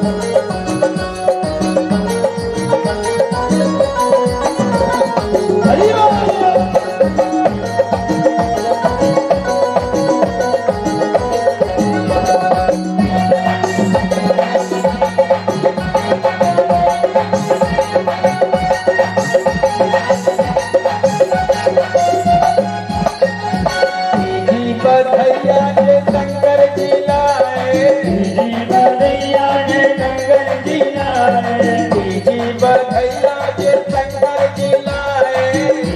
बधैया जय शंकर जी लाए। शंकर जी लाए कैलाश छोड़े आए, शंकर जी आए कैलाश छोड़े आए। जन्म है राम राज भैया, जगत पर मैं बाजे बधैया। जन्मे है राम रघुरैया, जगत पर मैं बाजे बधैया।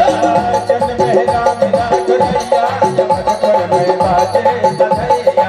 जन्मे है राम रघुरैया, जगत पर मैं बाजे बधैया। जन्म है राम राज भैया, जगत पर मैं बाजे बधैया। जन्मे है राम रघुरैया, जगत पर मैं बाजे बधैया। जन्मे है राम रघुरैया, जगत पर मैं बाजे बधैया। जन्मे है राम रघुरैया, जगतपुर में बाजे बधैया। जन्मे है राम रघुरैया, जगत पर मैं बाजे बधैया।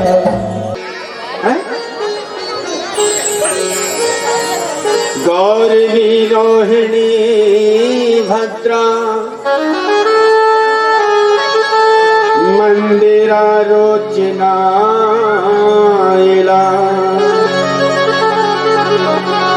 देवी की प्रमुखाया सन्नम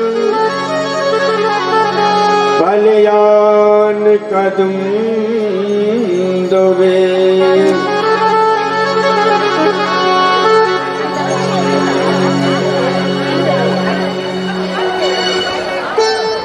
शांति बना के रखें। अब आप श्रवण करेंगे कि भगवान श्री कृष्ण का अवतार कैसे हुआ।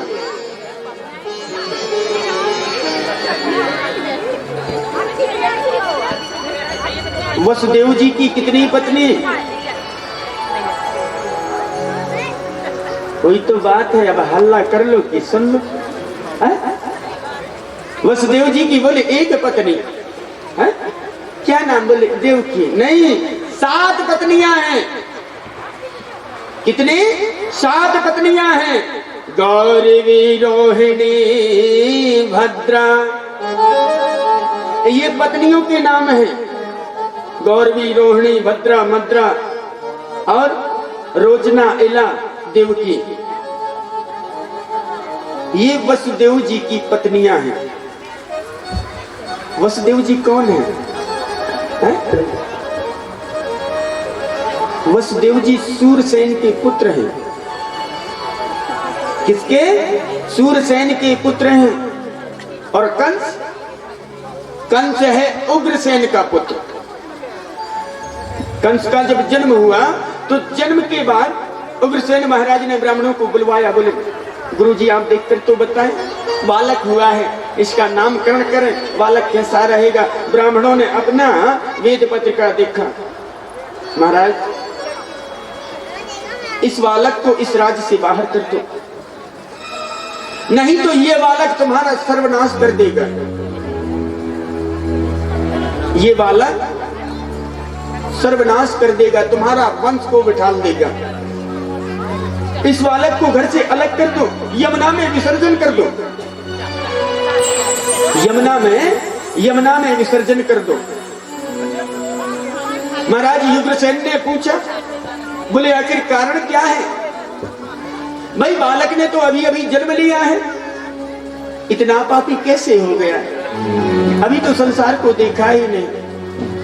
ब्राह्मणों ने बतलाया, अपना वेद पत्रा देखकर बतलाया, महाराज उग्रसेन जब आपकी पत्नी गर्भ से थी, गर्भावती थी, तो ये पत्नी वन में गई हुई थी घूमने के लिए अपनी सहेलियों के साथ। उस समय दुर्मिल नामक एक दैत्य असुर आकाश मार्ग से जा रहा था, उसकी छाया तुम्हारी पत्नी के ऊपर पड़ गई, जिसकी वजह से तुम्हारा जो बालक है वह राक्षस हो गया।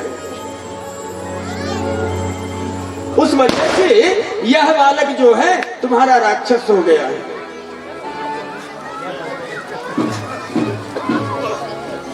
कहने का भावार्थ ये है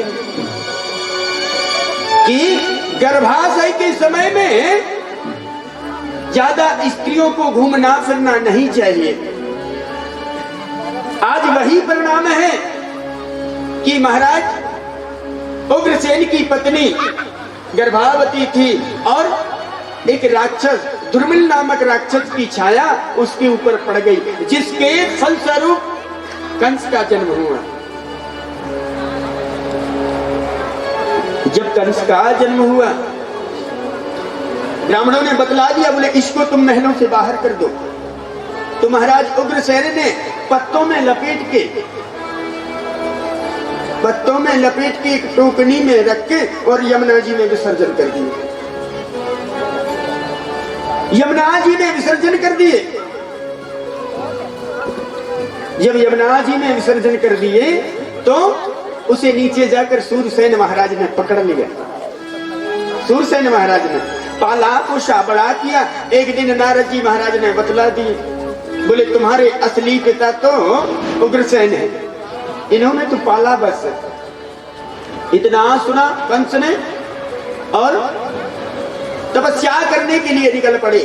किसकी तपस्या की? भगवान शिव की निरंतर तपस्या। भगवान शिव प्रसन्न हो गए, एक धनुष दिए। कंस जिस दिन ये धनुष टूट जाएगा उस दिन तेरी मृत्यु हो जाएगी, और नहीं इस संसार में तुझे कोई मारने वाला नहीं रहेगा। लेकिन याद रखना, जिस दिन ये धनुष टूटेगा उसी दिन तेरी मृत्यु हो जाएगी। एक धनुष दिए। वरदान के अभिमान में मथुरा आता है, महाराज उग्रसेन को बंदी बनाता है। उसके बाद अपनी बहन का विवाह करता है, मैया देवकी। मैया देवकी का विवाह करता है वसुदेव जी के साथ, और अपने बहन बहनों को छोड़ने जा रहा था कि रास्ते में ही आकाशवाणी हो गई, रे मूर्ख कंस, जिस बहन का तूने विवाह किया है उसकी 8वीं संतान तेरी मृत्यु का कारण बनेगी। कंस ने तुरंत तलवार खींच लिया। ना रहेगा बांस, ना बजेगी बांसुरी, ना रहेगी बहन, ना आएगा भांजा। वसुदेव जी ने पकड़ लिया, क्या करते हो तुम? इतने बड़े सूरवीर, इतने बलशाली, और एक स्त्री पे तुम तलवार चला रहे हो, वो भी तुम्हारी बहन। ये संसार तुम्हें क्या कहेगा? महाराज कंस ने दोनों को बंदी बनाया और कारागार में डाल दिया। कारागार में जब डाल दिया तो इनसे प्रथम पुत्र हुआ जिसका नाम था कीर्तिमान। देवकी और वसुदेव जी की प्रथम संतान जो थी वह थी कीर्तिमान। कीर्तिमन्तम् प्रथमजो कंस्यां कदुन्दवे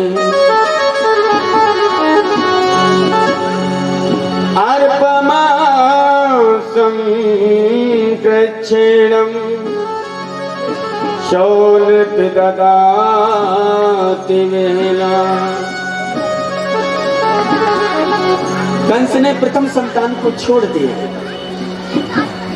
जो कीर्तिमान थे ना उनको छोड़ दिया। ये तो पहली संतान है, मुझे तो खतरा 8वीं संतान से है।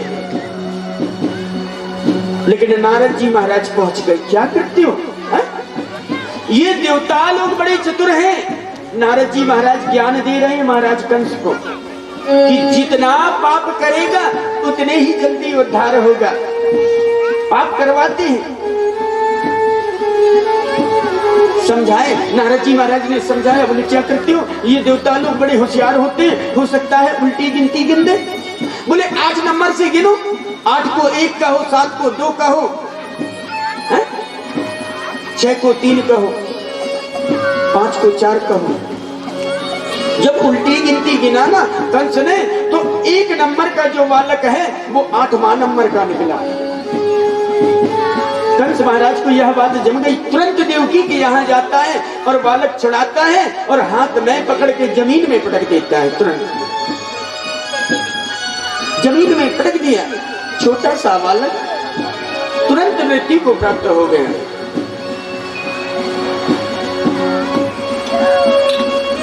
मैया देव की तड़पते ही रह गए, वसुदेव देखते रह गए, क्योंकि समय व्यक्तियों से क्या ना करवाए। आज समय देखो, अपने पुत्र को मरता हुआ देख रहे हैं माता पिता और चुपचाप खड़े, कुछ नहीं कहा। 1 पुत्र, 2 पुत्र, 3 पुत्र, 4 पुत्र, 5 पुत्र, कंस मारते जा रहा है और साथ में गर्भ के रूप में शुंभ, बलराम भैया आ रहे हैं, दाऊ भैया आ रहे हैं।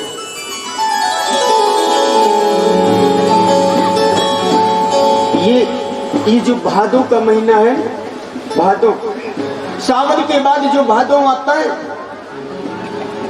ये भादों का महीना भगवान को बड़ा प्रिय है।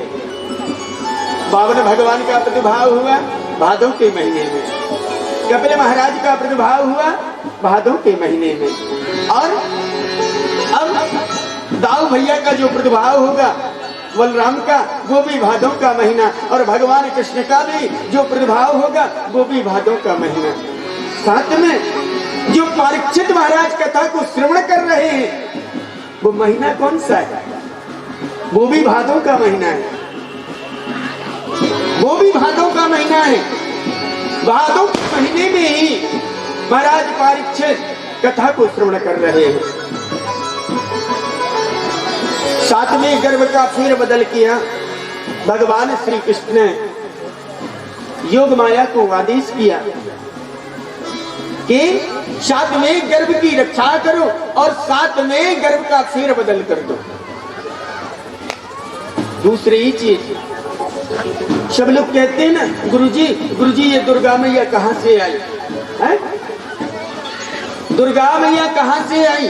तो आप लोगों से बतला दूं, जो योग माया है ना, भगवान श्री कृष्ण ने बुलवाया था, बोले मैया तुम आओ। मैया ने कहा, बोले मैं क्या करूंगी, मुझे ना बुलाए। भगवान ने कहा तुम्हें आना पड़ेगा, आकर सहायता करो और 7वें गर्भ का फेर बदल करो। इसके बदले में मृत लोक में तुम्हारी पूजा की जाएगी, इस भूभरा में तुम्हें पूजा आ जाएगा। तुम्हें लोग दुर्गा के रूप में, काली के रूप में, कई रूपों में तुम्हें पूजा जाएगा। वो एक योग माया है जिसको हम अनेक रूपों में पूछते हैं। तो मैया दुर्गा का प्रादुर्भाव वहां से हुआ है। मैया ने 7वें गर्भ की रक्षा की, अब 8वें गर्भ के रूप में भगवान श्री कृष्ण आ रहे हैं। सत्यव्रतम सत्य परम त्रिसत्य सत्य यस्य योनि निहितं च सत्ये सत्य यस्य सत्यव्रतम सत्य नेत्रम सत्यात्मकं त्वं शरणं प्रसन्नम्।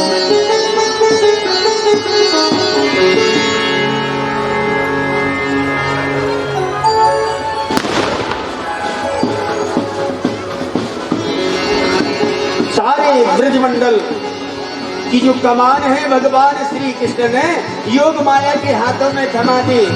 योग माया अब सारा कार्य तुझे करना है। अष्टमी तिथि में जब भगवान का प्रादुर्भाव हुआ ना, तो योग माया ने ऐसी माया रची कि सारे पहरेदार सो गए, सारे पहरेदार सो गए।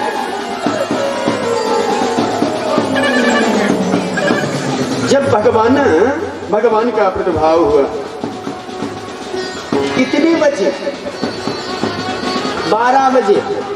12 बजे रात को भगवान का प्रादुर्भाव हुआ। वसुदेव जी ने सोचा इस बालक की मैं रक्षा करूंगा, चाहे कुछ हो जाए। हाथ पैर की जो बेड़ियां हैं वह बेड़ियां खुल जाती हैं, कारागार का जो दरवाजा है वो खुल जाता है। वसुदेव जी ने छोटे से बालक को टोकरी में रखे और जाने लगे। भादों का महीना, रात के 12 बजे और बारिश हो रही, लेकिन अपने पुत्र के लिए, पुत्र की रक्षा के लिए पिता ने अपने जान की परवाह न की और यमुना जी में घुस पड़े। यमुना जी में घुस पड़े। यमुना का जो बहाव था वो तेज था, लेकिन अपने प्राणों की परवाह न की वसुदेव जी ने। और जब यमुना जी इधर इधर तक आ गई ना, तो भगवान श्री कृष्ण घबराने लगे कि ये यमुना क्या कर रही है, क्या मेरे बाबा को डुबाएगी? भगवान ने अपने पैरों को नीचे किया, यमुना ने चरणों तक लिया, चरणों को छुआ और यमुना मैया एकदम शांत हो गई। वसुदेव जी जाते हैं गोकुल में, उस 8वीं संतान को छोड़ते हैं और रात्रि में ही वापस आ जाते हैं। रात्रि में वापस आ जाते हैं। मैया यशोदा की 2 ननद हैं, नंद हैं 2, एक का नाम नंदा और दूसरी का नाम सुनंदा। सुनंदा ने सबसे पहले देखा कि भाभी के यहाँ लाला भयो। जो ही मैया सुनंदा ने देखी तो सारे नगर में बता दी कि भाभी के यहाँ लाला भयो, लाला भयो, लाला भयो।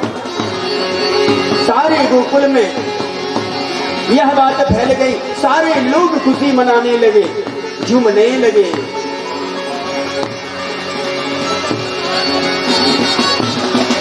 सारे नगरवासी आ गए, बधाई हो, बधाई हो, बधाई हो, बधाई हो, बधाई हो।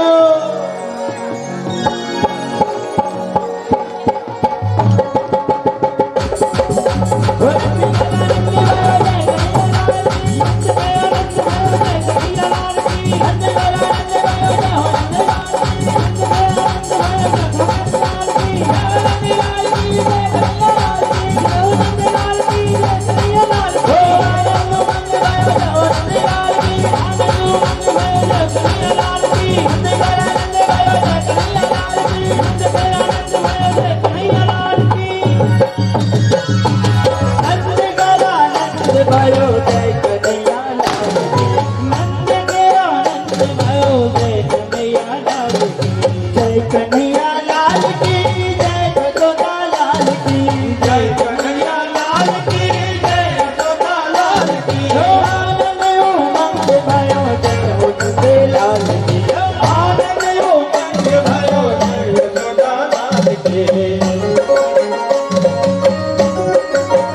बोलिए तिलकरिया लाल की।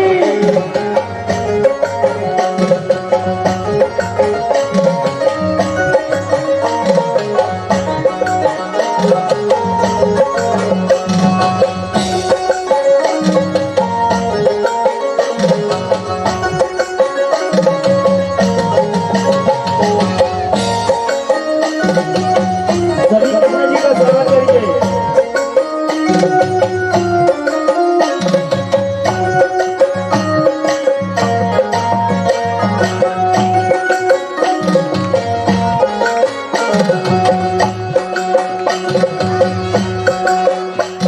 अरे हाथी घोड़ा पाल की जय कन्हैया लाल की। हाथी घोड़ा पाल की जय यशोदा लाल की। हाथी घोड़ा पाल की। हाथी घोड़ा पाल की जय हो नंदे लाल के। हाथी घोड़ा पाल की जय हो नंदे लाल हो की। आनंद वो मंग भयो जय हो नंदे लाल की। आनंद वो मंग भयो जय कन्हैया लाल की। आनंद वो मंग भयो जय हो नंदे लाल की। आनंद वो मंग भयो जय हो नंदे लाल की।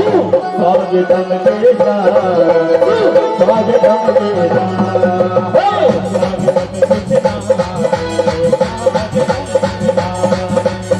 स्वागतम तू स्वागतम करे, स्वागतम तेरा, स्वागतम तू स्वागतम शरणागतम कृष्णा।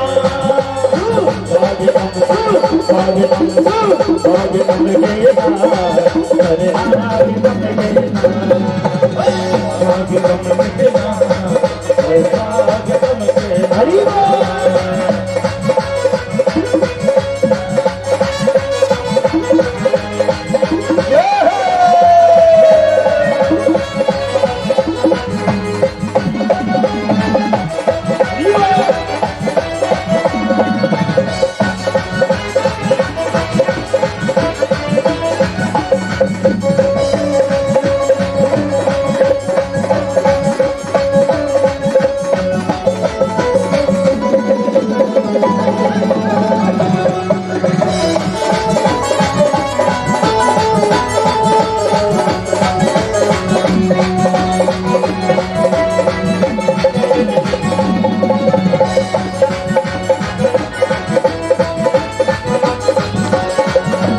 आए तो हमको खुशी मिल गई। आप आए तो हमको खुशी मिल गई। आपके आने से हर गली खिल गई। आपके आने से हर गली खिल गई। हो स्वागतम तेरा, शरणागतम तेरा। हो स्वागतम तेरा, शरणागतम तेरा। हो स्वागतम तेरा, शरणागतम तेरा। स्वागतम कृष्णा, शरणागतम कृष्णा।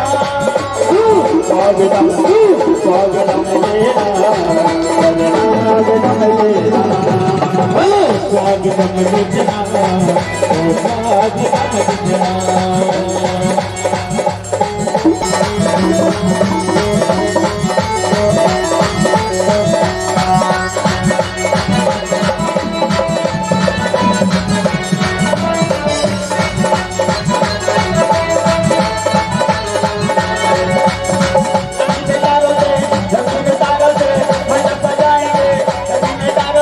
कृष्णा, स्वागतम कृष्णा। हमको बोलेंगे हैप्पी बर्थडे टू यू। बोलेंगे हैप्पी बर्थडे टू यू। बोलेंगे हैप्पी बर्थडे टू यू। फूलों को बारों से होना सजाया है।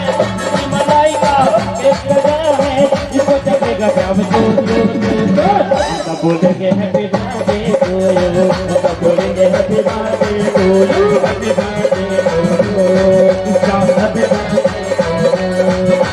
Happy birthday to you. Happy birthday to you.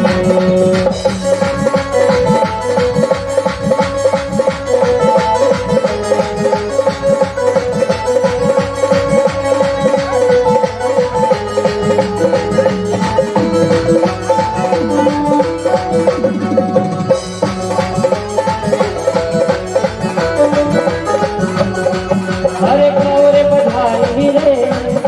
अरे गाँव बधाई रे गाँव बधाई रे गाँव बधाई रे उन्होंने दिया बेकार गाँव बधाई रे उन्होंने दिया बेकार गाँव बधाई रे उन्होंने दिया बेकार गाँव बधाई रे दिया बेकार गाँव बधाई रे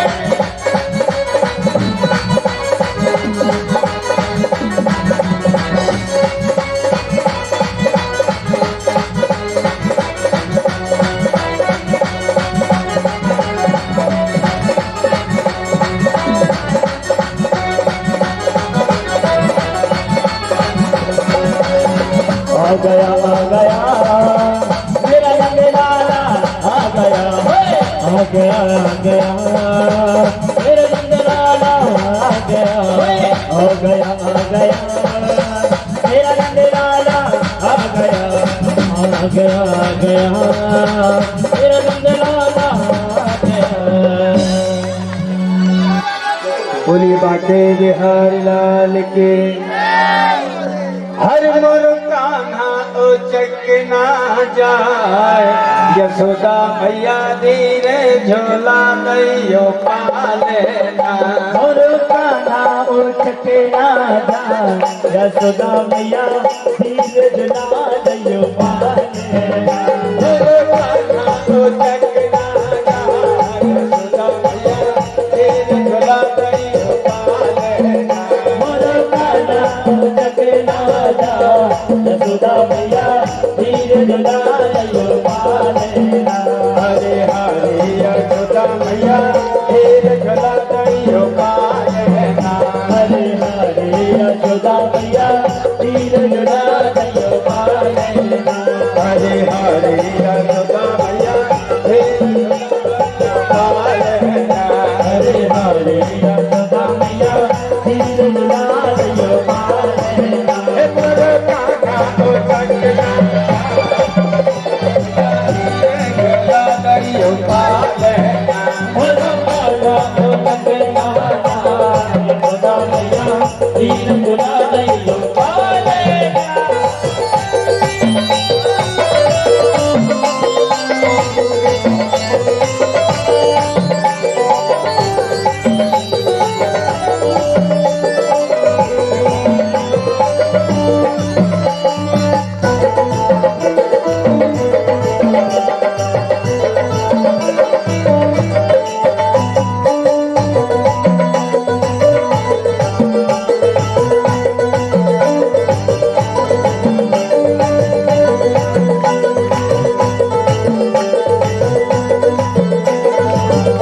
हरे हरे यशोदा मैया काहे को पालेना हरे हरे यशोदा मैया काहे को बन पालेना हरे हरे यशोदा मैया काहे को पन पालेना हरे हरे यशोदा मैया काहे को बन पालेना अरे काहे की अरे काहे की अरे काहे की लागी हो यशोदा मैया धीरे झोला दैयो पालेना हरे काहे खिला दी दो यशोदा मैया धीर झुला दैयो पालेना हमर कान्हा ओ चकना जाए यशोदा मैया धीरे झोला दैयो पालेना मोर कान्हा उठके ना जा यशोदा मैया धीर झुला दैयो पालेना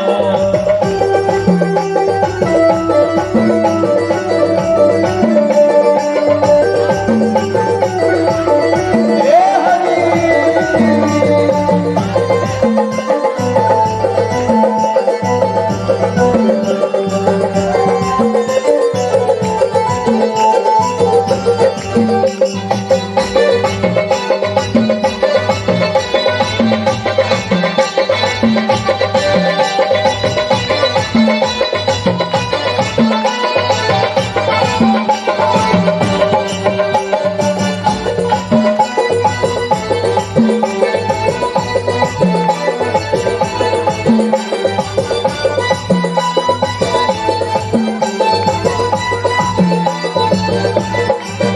हरे हरे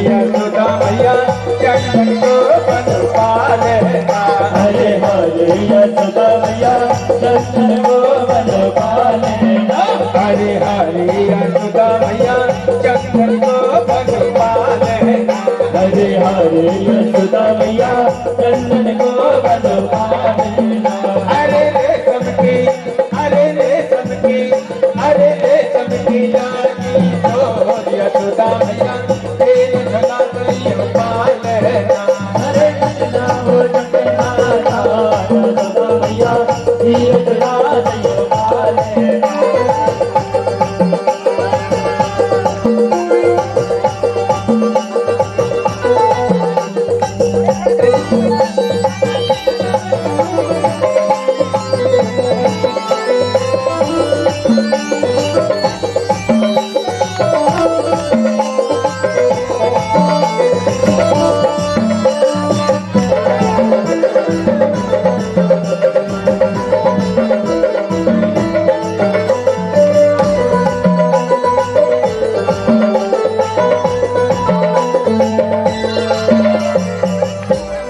बोलिए कृष्ण कन्हैया लाल की। बोले बांके बिहारी लाल के। और आज की कथा को भगवान श्री कृष्ण के चरणों में समर्पित करते हुए कल कथा का पंचम दिवस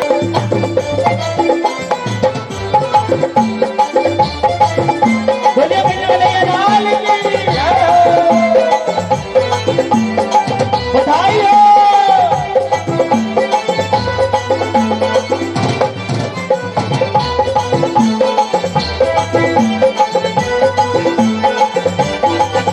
अरे झूला झूलन आगे कन्हैया झूला झूलन आगे। झूला झूलन आगे कन्हैया झूला झूलन आगे। झूला झूलन आगे कन्हैया झूला झूलन आगे। झूला झूलन आगे कन्हैया झूला झूलन आगे। अरे झूला झूलन आगे कन्हैया। अरे झूला झूलन आगे कन्हैया। अरे झूला झूलन आगे कन्हैया। अरे झूला झूलन आगे कन्हैया। झूला झूलन आगे आगे रे आगे। झूला झूलन आगे कन्हैया। झूला झूलन आगे। झूला झूलन आगे कन्हैया। झूला झूलन आगे।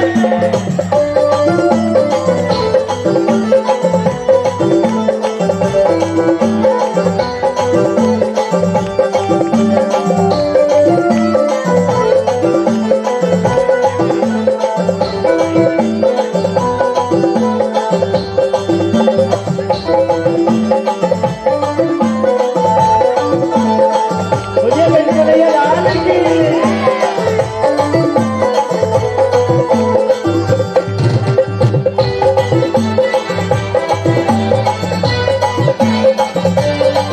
अरे काहे को तोरो बना बनो है। काहे तोरो बना बनो है। काहे को तेरो बना बनो है। काहे के तोरो बना बनो है। काहे को तेरो बना बनो है। अरे काहे को तेरो बना बनो है। अरे काहे को तेरो बना बनो है।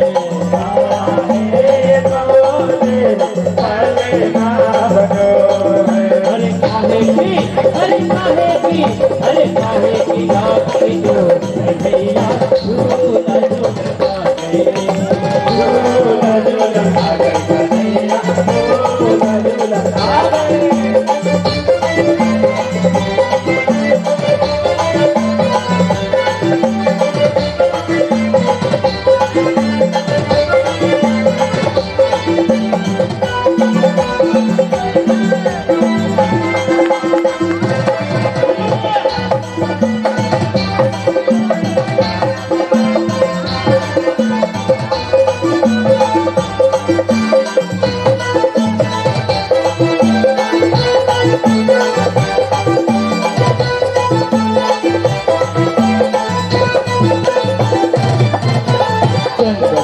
तेरो बल्ला बनो है।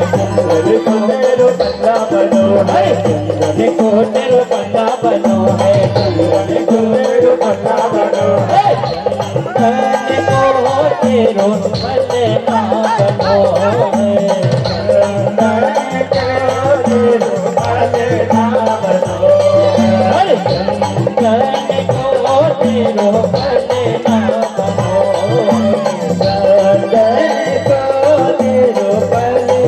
बनो अरे रे समझी अरे रे समझी अरे रे समझी लागी डोर कन्हैया झूला झूलना गई झूला झूलना गई कन्हैया झूला झूलना गई अरे झूला झूलना गई कन्हैया अरे झूला झूलना गई कन्हैया अरे झूला झूलना गई कन्हैया अरे झूला झूलना गई कन्हैया झूला झूलना गया कन्हैया झूला झूलना गया कन्हैया झूला झूलना गया झूला झूलना गया कन्हैया झूला झूलना गया अरे झूला झूलना गया कन्हैया झूला झूलना गया झूला झूलना गया कन्हैया झूला झूलना गया झूला झूलने आगे कन्हैया झूला झूलने आगे झूला झूलने आगे कन्हैया झूला झूलने आगे झूला झूलने आगे कन्हैया झूला झूलने आगे झूला झूलने आगे कन्हैया झूला झूलने आगे बोली बाकी बिहाइला देखी जय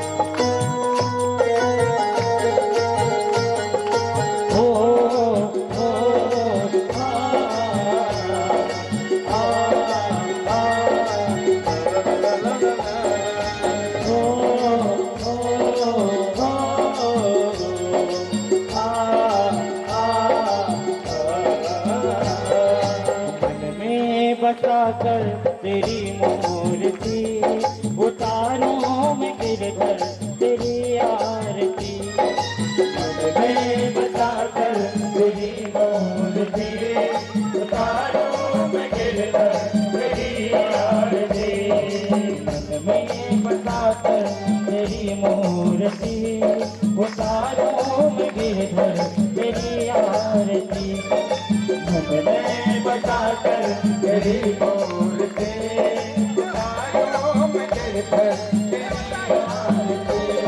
तेरी आरती हाँ तेरी आरती तेरी आरती हाँ तेरी आरती तेरी आरती हाँ तेरी आरती तेरी आरती हाँ तेरी आरती तेरी आरती हाँ तेरी आरती मन में बसाकर तेरी मूर्ति उतारो मैं गिरधर तेरी आरती